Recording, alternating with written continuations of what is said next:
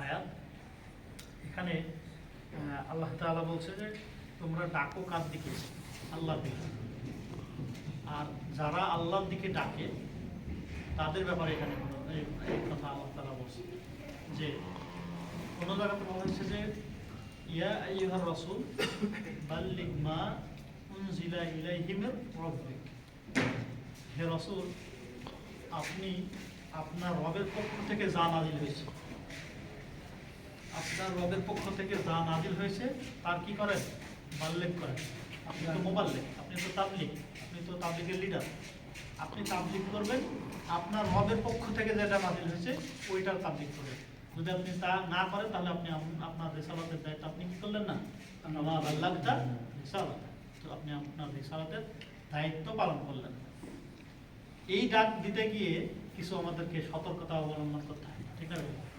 আল্লাহ তাআলা বলছে উদউ ইলা সাবিলি রাব্বিকা বিল হিকমাতি ওয়াল মাউইজাতিল হাসানাহ, যে হে রাসূল, আপনি আপনার রবের দিকে লোকদেরকে আহ্বান করেন কিসের মাধ্যমে?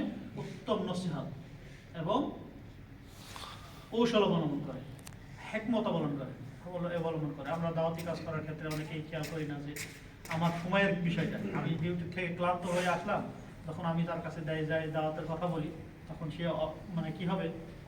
বিরক্ত বোধ করবে, বিগড়ে যাবে, তাই ঠিক না বেঠিক?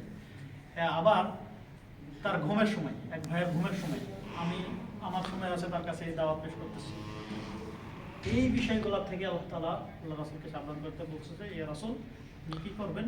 বিল হিকমা, আপনি হিকমতের সাথে, কৌশলের সাথে, এখানে কৌশল করার কথা বলা হয়েছে, হিকমতের সাথে কি করা, তাকে আল্লাহর দিকে কি করা?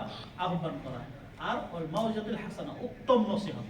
হ্যাঁ, তর্ক বিতর্ক করলেও ওই ইদফা বিল্লাতি হিয়া আহসান, যে মানে সে যেটা বলবে ওইখান থেকে আপনি তার চাইতে কি করবেন?